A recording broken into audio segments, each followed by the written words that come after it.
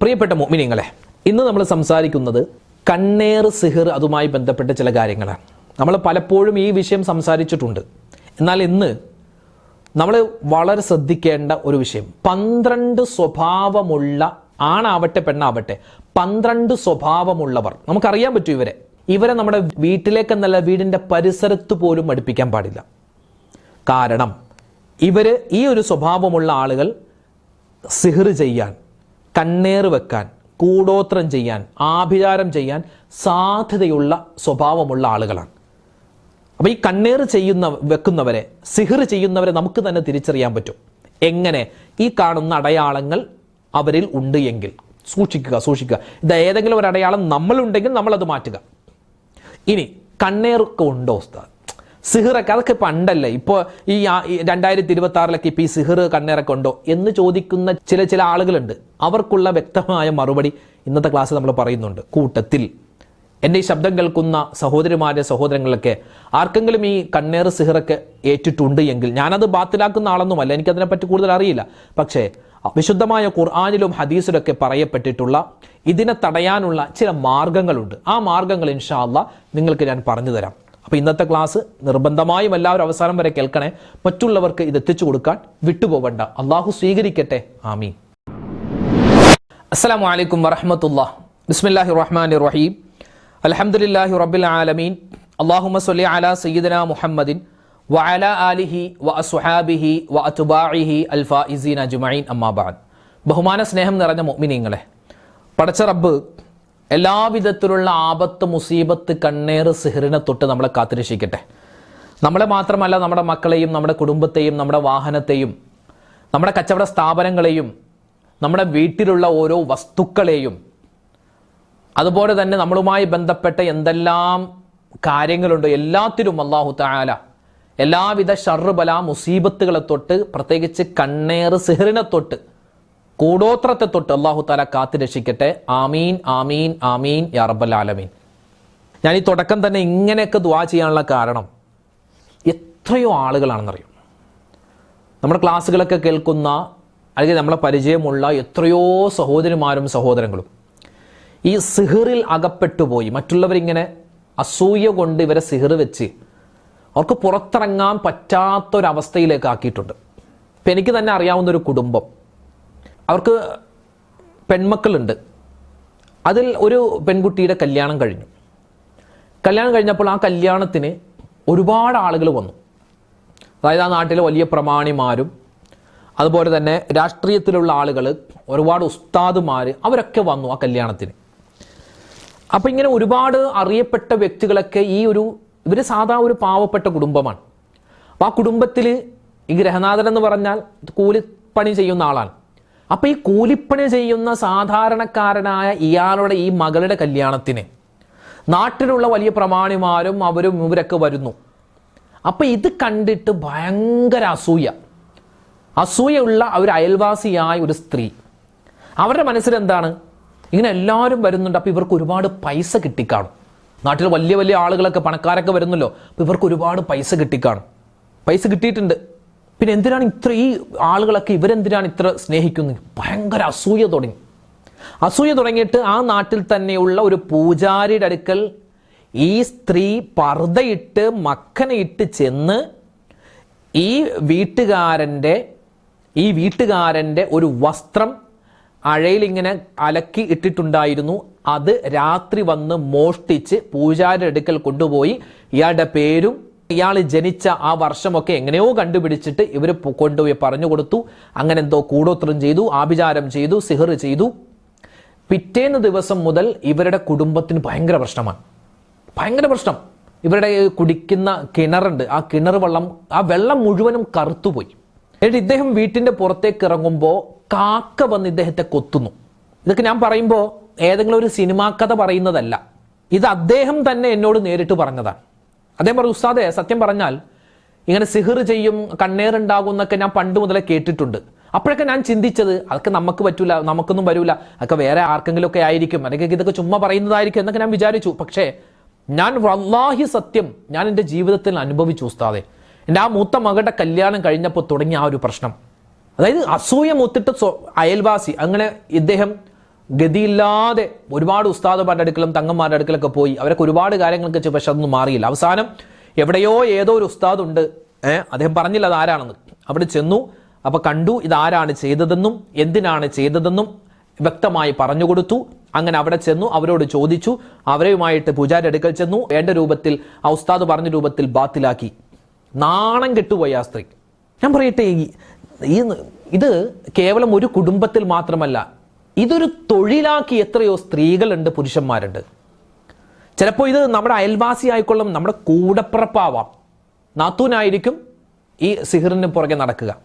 അമ്മായിയമ്മ മരുമോളെ തകർക്കാൻ വേണ്ടി സിഹിർ ചെയ്തിട്ടുണ്ട്, മകൻ വാപ്പാനെ തകർക്കാൻ വേണ്ടി സിഹിർ ചെയ്തിട്ടുണ്ട്, സഹോദരൻ സഹോദരിയെ തകർക്കാൻ വേണ്ടി സിഹിർ ചെയ്തിട്ടുണ്ട്.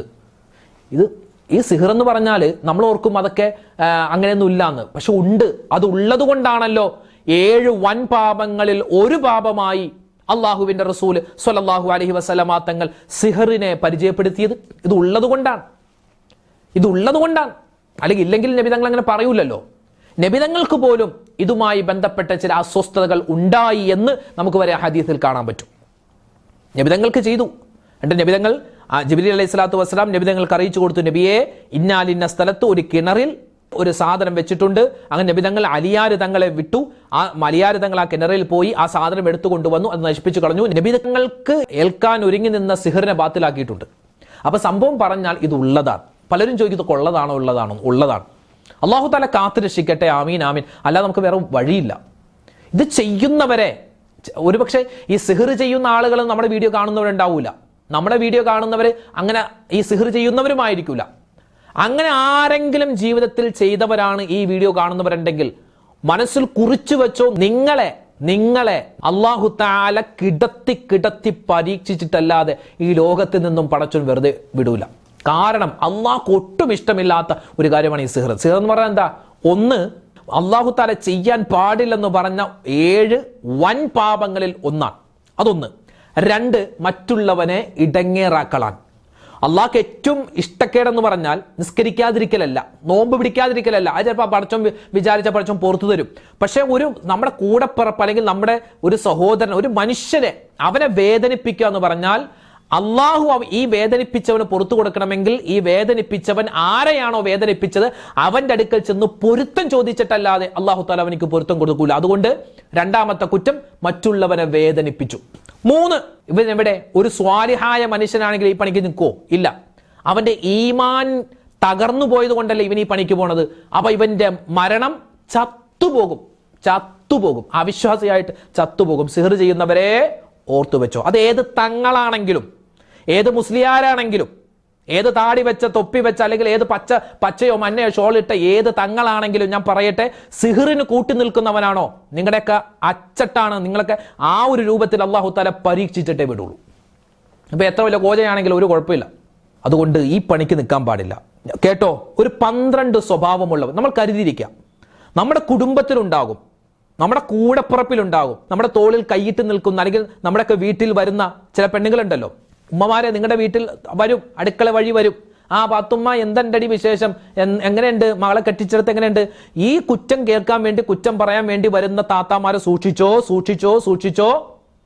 അവര് നമുക്ക് പണി തരും. കേട്ടോ, മഹാന്മാര് പറയുന്നു 12 വിഭാഗം. ഇന്നത്തെ ക്ലാസ് ശ്രദ്ധിച്ചിരിക്കണേ. 12 വിഭാഗം ആളുകൾ സൂക്ഷിച്ചു. 1, നമുക്ക് സിഹിർ ചെയ്യാൻ, നമുക്ക് കൂടോത്രം ചെയ്യാൻ, നമുക്ക് ആഭിചാര പ്രവൃത്തി ചെയ്യാൻ, നമുക്ക് കണ്ണേറ് വെക്കാൻ മനഃപൂർവ്വം വരുന്ന ചില ആളുകളുണ്ട്. അതിൽപ്പെട്ട 1ാമത്തെ സ്വഭാവമുള്ള ആള് നമ്മളോട് അസൂയുള്ളവരാണ്. നമുക്ക് മനസ്സിലാകും അവനിക്ക് നല്ല അസൂയ ഉണ്ടെന്ന്. അതായത് അസൂയയോടുള്ള ഒരു നോട്ടമായിരിക്കും. അസൂയയോടുള്ള ചില നിനക്കത് കിട്ടിയല്ലേ, മനസ്സിലായി. ആ ഒരു ചോദ്യത്തിൽ തന്നെ മനസ്സിലായി ഈ വന്നവനിക്ക് നല്ല അസൂയ ഉണ്ടെന്ന്. നിനക്കത് കിട്ടിയല്ലേ, ഞാൻ നോക്കിയിട്ട് എനിക്ക് കിട്ടിയില്ല. ആ ചോദ്യം അപ്പൊ തന്നെ പറയണം, എന്ത്? മാഷാ അല്ലാഹ് ലാ ഹൗല വലാ ഖുവത ഇല്ലാ ബില്ലാ. അവന്റെ മുഖത്ത് നോക്കി പറയണം, മാഷാ അല്ലാഹ് ലാ ഹൗല വലാ ഖുവത ഇല്ലാ ബില്ലാ എന്ന് പറഞ്ഞേക്കണം. 2ാമത്തെ ഒരു വിഭാഗമുണ്ട്. അതായത് നമുക്കെന്തെങ്കിലും ഒരു വളർച്ച കിട്ടിയാൽ അതിൽ ഇഷ്ടപ്പെടാത്തവർ. അങ്ങനെയുണ്ട്. നമുക്കെന്തെങ്കിലും ഒരു വളർച്ച കിട്ടിയാൽ, നമുക്കെന്തെങ്കിലും ഒരു സൗഭാഗ്യം കിട്ടിയാൽ അതിലൊട്ടും ഇഷ്ടമല്ല. അതായത് ഉദാഹരണം പറഞ്ഞാൽ, നമ്മുടെ മകൻ എനിക്കൊരു ജോലി കിട്ടി, നമ്മുടെ മകൾക്കൊരു നല്ല വിവാഹാലോചന വന്നു. അതിനു മുമ്പ് വരെ നമ്മുടെ വീട്ടിൽ എപ്പോഴും വരുമായിരുന്നു, നമ്മളോടൊക്കെ ഭയങ്കര ഇഷ്ടമായിരുന്നു. പക്ഷെ നമ്മുടെ മകൾക്കൊരു കല്യാണമായി, അവരുടെ മകൾക്കൊരു കല്യാണമായിട്ടില്ല, പിന്നെ അങ്ങോട്ട് വരുന്നില്ല. അപ്പം മനസ്സിലാക്കിക്കോ, നല്ല കുശുമ്പും അസൂയുണ്ട് ആ പെണ്ണിന്. അവരെ സൂക്ഷിച്ചു വെക്കണം. ചില ആൾക്കാരുടെ സ്വഭാവം എന്ന് പറഞ്ഞാൽ, നമ്മുടെ വീട്ടിൽ എന്തെങ്കിലും ഒരു ഫംഗ്ഷൻ നടന്നാൽ അല്ലെങ്കിൽ എന്തെങ്കിലും ഒരു ശബ്ദം കേട്ടാൽ അപ്പം തന്നെ ഒളിഞ്ഞു നോക്കും. എന്താ പ്രശ്നം? അത് കണ്ടിട്ട് എന്താണ്, എന്തെങ്കിലും പ്രശ്നമുണ്ടെങ്കിൽ ഓടി വന്ന് സഹായിക്കാനല്ല, മറിച്ച് അത് കണ്ടിട്ട് സന്തോഷിക്കാനാണ്. ഈ ഒളിഞ്ഞു നോക്കുന്ന ആളുകളുണ്ട്. അതുപോലെ നമുക്ക് എന്തെങ്കിലും ഒരു അനുഗ്രഹം, നമ്മളൊരു വീട് വെച്ചു, നമ്മളൊരു വാഹനം വാങ്ങിച്ചു എങ്കിൽ അതിനെ ചെറുതാക്കി സംസാരിക്കുന്നവരുണ്ട്. അങ്ങനെയുണ്ട്. നമ്മളൊരു വീട്ടിൽ ഒരു ഫ്രിഡ്ജ് വാങ്ങിച്ചു, അപ്പോൾ വരും കാണാൻ വേണ്ടി, ഇത് വില കുറഞ്ഞതാണല്ലോ, ഇതൊന്നും വലിയ കാര്യം, ഇത് ഗ്യാരണ്ടി ഒന്നും ഇല്ല, നിനക്ക് ഇതൊക്കെ പെട്ടെന്ന് പോവും. അങ്ങനെ അത് നമ്മൾ എന്തെങ്കിലും ഒരു സാധനം, ഒരു വാഹനം വാങ്ങിച്ചാൽ, വീട് വെച്ചാലൊക്കെ അതിനെ ചെറുതാക്കി കാണുന്ന ആളുകളുണ്ട്. പിന്നെയോ, നമുക്കൊരു പ്രശ്നം വന്നാൽ സന്തോഷിക്കുന്നവർ. നമുക്ക് മനസ്സിലാകും, നമുക്കൊരു രോഗം വന്നു, നമ്മൾക്ക് പലരും ആശുപത്രിയിലാണ്, അപ്പോൾ ഭയങ്കര സന്തോഷം, അവർക്ക് സന്തോഷത്തിന്റെ വർത്തമാനം. സൂക്ഷിച്ചു വെച്ചോ, അവർ നമുക്ക് പണി തരും. പിന്നെയോ, നമ്മുടെ പരാജയത്തിന് വേണ്ടി കാത്തിരിക്കുന്ന ചില ആൾക്കാരുണ്ടാകും. പിന്നെയോ, നമ്മുടെ കുറ്റങ്ങൾ ഇങ്ങനെ എല്ലാവരോടും പറഞ്ഞു നടക്കുന്ന ആളുകളുണ്ടാകും. നമുക്ക് ചില ന്യൂസ് കിട്ടും, അപ്പോൾ മനസ്സിലാക്കി വെച്ചോ, അവരെ കരുതി വെച്ചോ, വീട്ടിലേക്ക് അടുപ്പിക്കരുത്. പിന്നെയോ, നമ്മൾ ചെയ്യാത്ത കാര്യങ്ങൾ ചെയ്തു എന്ന് പറഞ്ഞ് നടക്കുന്നവരുണ്ട്. ചെയ്ത കാര്യങ്ങൾ, നല്ല കാര്യങ്ങൾ ചെയ്തില്ല എന്ന് പറഞ്ഞ് നടക്കുന്നവരുണ്ട്. അതുപോലെ തന്നെ നമ്മുടെ എല്ലാ കാര്യത്തിനും ഇടപെടും. നമ്മളൊരു യാത്ര പോകുന്നു, അപ്പോൾ ചോദിക്കും, എവിടെ പോണു, എങ്ങനെ പോണു, എന്തിനു പോണു, ആരുടെ കൂടെ പോണു, അവിടെ പോയാൽ എത്ര ദിവസം താമസിക്കും, പിന്നെയോ ഒറ്റക്കാണോ പോകുന്നത്, അവിടെ എന്താണ് കഴിക്കുന്നത്, ഇങ്ങനെ വേണ്ടാത്ത ഒരുപാട് സംശയങ്ങൾ കുത്തി ചോദിക്കുന്ന ഏതെങ്കിലും ഒരു പെണ്ണോ ആണോ ഉണ്ടെങ്കിൽ സൂക്ഷിച്ചോ, അവൻ നമുക്ക് പണി തരും. പിന്നെയോ, ചില ആളുകളുണ്ട്, അവർ നമ്മളെ ഭയങ്കരമായിട്ട് നമ്മുടെ മുമ്പിൽ വെച്ച് നമ്മളിങ്ങനെ പുകഴ്ത്തി പറയും. നമ്മളില്ലാത്തപ്പോൾ നമ്മളെപ്പറ്റി കുറ്റം പറയുന്ന ആളുകൾ, അവരാരാണ്? നമുക്ക് പണി തരാൻ സാധ്യതയുള്ളവരാണ്. പിന്നെയോ, മറ്റൊരു കൂട്ടർ എന്ന് പറഞ്ഞാൽ നമ്മളെ തെറ്റ് ചെയ്യിപ്പിക്കാൻ ഭയങ്കരമായിട്ട് പ്രേരിപ്പിക്കും. അതൊക്കെ ചെയ്തോടി, അതൊന്നും കുഴപ്പമില്ല, ആരും അറിയില്ല. ഇങ്ങനെ തെറ്റ് ചെയ്യാൻ പ്രേരിപ്പിക്കും, നമുക്ക് പണി തരാൻ കാത്തു നിൽക്കുന്നവരാണ്. പിന്നെയോ, നമുക്ക് എന്തെങ്കിലും പ്രയാസം വന്നാൽ പിന്നെ തിരിഞ്ഞു നോക്കൂല. അങ്ങനെയുണ്ട്. നമുക്കൊരു പ്രയാസം വന്നാൽ പിന്നെ തിരിഞ്ഞു നോക്കൂല. അത് എന്താ, നമുക്ക് നമ്മുടെ കയ്യിൽ പൈസ വരുമ്പോൾ നമ്മളെ അടുക്കിലേക്ക് വരും, നമുക്കൊരു പ്രയാസം വരുമ്പോൾ പോയി കളയും. മറ്റൊന്ന്, നമ്മൾ ആവശ്യത്തിൽ അതിങ്ങനെ പുകഴ്ത്തും. എപ്പോൾ വന്നാലും ഭയങ്കര പുകഴ്ത്തൽ. അങ്ങനെയുള്ളവരെയൊക്കെ സൂക്ഷിച്ചു. അതായത് 12 വിഭാഗം ആളുകൾ, അവരെ സൂക്ഷിച്ചോ. അവർ സിഹിർ വെക്കാൻ സാധ്യതയുണ്ട്, കണ്ണേറ് വെക്കാൻ സാധ്യതയുണ്ട്, കൂടോത്രം ചെയ്യാൻ സാധ്യതയുണ്ട്. അടുപ്പിക്കാൻ പാടില്ല. ഇനി സിഹിർ, കൂടോത്രം, കണ്ണേറ് അതൊക്കെ വരുമ്പോൾ ചില ലക്ഷണങ്ങൾ ഉണ്ടാകും, അല്ലെ? മഹാന്മാരായ ഉലമാക്കൾ പറഞ്ഞു തരുന്നു, വല്ലാത്ത ക്ഷീണം. ഈ സിഹിറും കണ്ണേറൊക്കെ ആദ്യം നമ്മുടെ ശരീരത്തിനായി ഏൽക്കുന്നത്. വല്ലാത്ത ക്ഷീണമായിരിക്കും, ഭയങ്കര ഉറക്കം വരും, എത്ര ഉറങ്ങിയാലും മതിയാവില്ല, അതൊക്കെ തീരെ ഉറക്കം കിട്ടൂല, തിരിഞ്ഞും മറിഞ്ഞൊക്കെ കിടക്കും, എത്ര ഗുളിക കഴിച്ചാലും. എന്തായാലും ഒരു അസുഖവും നമുക്കില്ല. അതുപോലെ തന്നെ ഭക്ഷണത്തോട് ഒരു അതൃപ്തി ഉണ്ടാവും. ചെറിയ കുട്ടികൾക്കൊക്കെ കണ്ണേറ ഏൽക്കാൻ സാധ്യതയുണ്ട്. അവരിങ്ങനെ നിർത്താതെ ഇങ്ങനെ കരഞ്ഞുകൊണ്ടിരിക്കും. ഇബാദത്തുകൾക്ക് മടിയെന്നല്ല, ഇബാദത്തേ ചെയ്യാൻ നമുക്ക് തോന്നൂല, നിസ്കരിക്കാൻ തോന്നൂല, നോമ്പെടുക്കാൻ തോന്നൂല, ഖുർആൻ ഓതാൻ തോന്നൂല. അങ്ങനെ ഭയങ്കര ഇബാദത്തുകൾക്ക് മടിയുണ്ടാകും. അതുപോലെ തന്നെ ഈ എപ്പോഴും ഇങ്ങനെ കോട്ടുവായിടും, എന്ന് പറഞ്ഞ ഇങ്ങനെ കോട്ടുവ എപ്പോഴും സ്ഥിരമായി ഇങ്ങനെ വല്ലപ്പോഴും ഇങ്ങനെ സ്ഥിരമായി ഇങ്ങനെ തുടർച്ചയായിട്ട് ഇങ്ങനെ കോട്ടുവ വന്നുകൊണ്ടിരിക്കുന്നു. അതൊക്കെ കണ്ണേറേറ്റു, സിഹിറേറ്റു എന്നതിൻ്റെ അടയാളമാണ്. പിന്നെയോ, ശരീരം മുഴുവനും ചൊറിഞ്ഞ് തടിക്കുക. എന്നാൽ എന്തെങ്കിലും രോഗം പരിശോധിച്ചപ്പോൾ രോഗമുണ്ടോ? രോഗമൊന്നുമില്ല. ഇങ്ങനെ ചില പലർക്കും പല രൂപത്തിലാണ് ഇതിന്റെ അടയാളങ്ങൾ വരിക. ചിലപ്പോൾ നമ്മുടെ നിയന്ത്രണം നമ്മളല്ലാതെ മറ്റൊരാൾ ഏറ്റെടുക്കുന്ന പോലെ തോന്നും. അങ്ങനെ എത്രയോ ഉസ്താദുമാർക്കൊക്കെ പറ്റിയിട്ടുണ്ട്, നിങ്ങൾ കേട്ടിട്ടുണ്ടാകും അതൊക്കെ. അതായത് ഇപ്പോൾ ഒരു കാര്യം പറയുമ്പോൾ ചിലപ്പോൾ നമ്മൾ ഉദ്ദേശിക്കുന്ന കാര്യങ്ങളല്ല, നമ്മളെ കൊണ്ട് ആരോ ഇങ്ങനെ വെറുതെ വേണ്ടാത്തരങ്ങൾ ഇങ്ങനെ പറയിപ്പിക്കുന്നത് പോലെ നമുക്ക് തോന്നും. അങ്ങനെ സംഭവിക്കും.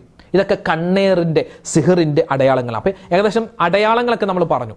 ഇതല്ലാതെ ഒരുപാട് അടയാളങ്ങൾ ഉണ്ടാവും. അല്ലാഹു തആല കാത്തു രക്ഷിക്കട്ടെ. ആമീൻ ആമീൻ. നല്ലവണ്ണം ദ്വാരക്കണം. ഇനി നമുക്ക് ചെയ്യാൻ പറ്റുന്ന കാര്യം പറയാം.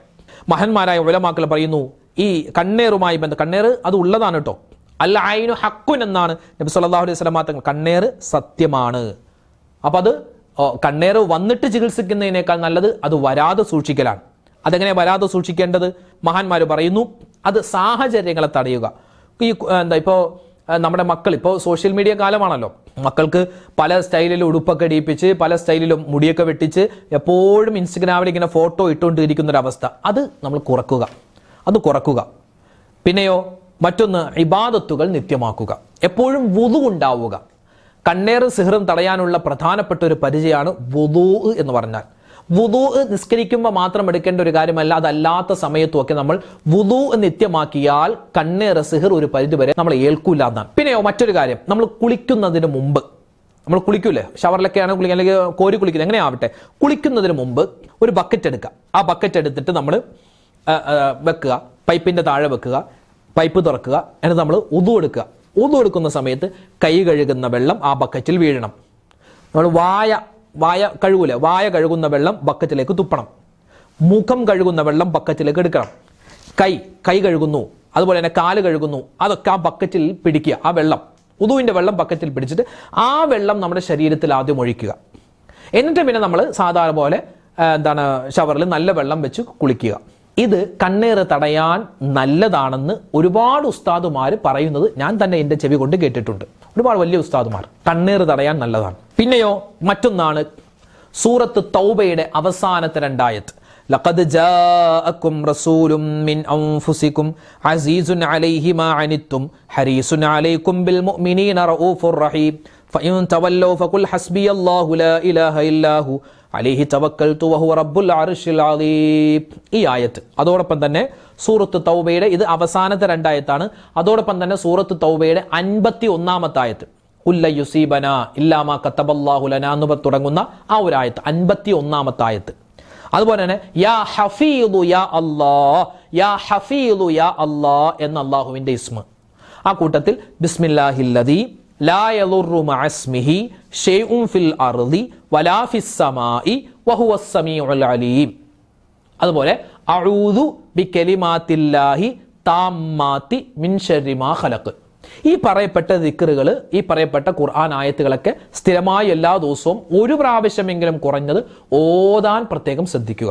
പിന്നെ ആരെങ്കിലും ഒരു നമ്മളിങ്ങനെ വേണ്ടാത്ത രൂപത്തിൽ ഒരുപാട് ഇങ്ങനെ പുകഴ്ത്തുന്നു, ഇത് കണ്ടോ, ഇത് ആരാന്നറിയോ, ഇതാണ് അർഷദ് ബദ്രി, ഇയാൾ യൂട്യൂബിലൊക്കെ ക്ലാസ് എടുക്കുന്ന ഉസ്താദാണ്, ഭയങ്കര ക്ലാസ്സാണ്, നല്ല രസം എന്ന് ആരെങ്കിലുമൊക്കെ പറഞ്ഞാൽ ഞാൻ അപ്പം പറയണം എന്ത്, മാഷാ അല്ലാ ലാ ഹൗല വലാ ഖുവത ഇല്ലാ ബില്ലാ എന്ന് ഞാൻ പറയണം. ഇല്ലെങ്കിൽ എനിക്ക് കണ്ണേറേൽക്കും. കാരണം അവർ ചിലപ്പോൾ നമ്മളെ പറ്റി നല്ലത് പറഞ്ഞാലും ഈ പറയുന്നവരുടെ നാവ് എങ്ങനെയാണെന്ന് അല്ലാഹു അല്ലേ പറയുന്നത്. അതുകൊണ്ട് നമ്മളെ പറ്റി നല്ലത് പറഞ്ഞാലും കച്ചവട സ്ഥാപനത്തിൽ വന്നിട്ട് പറയുന്നു, അത്യാവശ്യം സാധനങ്ങളൊക്കെ ഉണ്ടല്ലോ അല്ലേ, ആ കച്ചവടം ഉണ്ടല്ലേ എന്ന് ചിലപ്പോൾ അവർ നല്ല ഉദ്ദേശത്തിൽ പറഞ്ഞതാവാം. അപ്പം പറയണമെന്ത്, മാഷാ അല്ലാ ലാ ഹൗല വലാ ഖുവത ഇല്ലാ ബില്ലാ, ഇതൊന്നും എൻ്റെ കഴിവല്ല, ഇതിനൊക്കെ പടച്ചോൻ തന്നതാണ് എന്നൊരൊറ്റ മറുപടി. നമ്മുടെ കുട്ടികളെ കാണുമ്പോൾ ആരെങ്കിലുമൊക്കെ എന്തെങ്കിലും പറഞ്ഞാൽ, നമ്മളൊരു വാഹനം ഓടിച്ചു പോകുമ്പോൾ നമ്മുടെ വാഹനത്തെ പറ്റി പറഞ്ഞാൽ, നമ്മുടെ വീട് കാണുമ്പോൾ ആരെങ്കിലും വീടിനെ പറ്റി പറഞ്ഞാൽ അപ്പം പറയണം മാഷാ അല്ലാ ലാ ഹൗല വലാ ഖുവത ഇല്ലാ ബില്ലാ. അപ്പൊ ഈ കാര്യങ്ങളൊക്കെ ചെയ്യുക. ഇൻഷാ അല്ലാഹ് എല്ലാവിധ കണ്ണേറ് സിഹറിനെ തൊട്ടുള്ള കാവൽ റബ്ബ് തആല നമുക്ക് തന്ന് അനുഗ്രഹിക്കുമാറാവട്ടെ. എത്രയോ കുടുംബങ്ങളിൽ അല്ലാഹുവേ വർഷങ്ങളായി രോഗങ്ങളാണ്, പ്രയാസങ്ങളാണ്, സങ്കടങ്ങളാണ്, ദുരിതങ്ങളാണ്. അല്ലാഹുവേ എല്ലാവരുടെയും എല്ലാ പ്രയാസ പ്രശ്നങ്ങളും നീ മാറ്റി കൊടുക്കണേ അല്ലാഹുവേ.